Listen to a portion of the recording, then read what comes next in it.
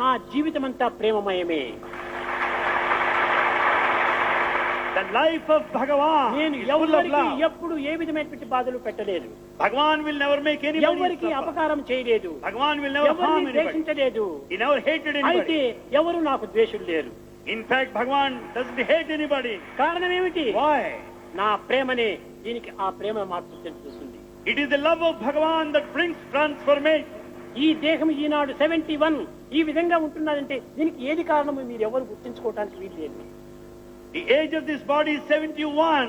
Who can know the power behind it? ఏదో కార్యనిమిత్తమై అప్పుడప్పుడు కోప్పడినట్టుగా నటిస్తానే కానీ కోపం హృదయం నుంచి కాదు, కేవలం నాలుక నుంచి వచ్చేటువంటిది.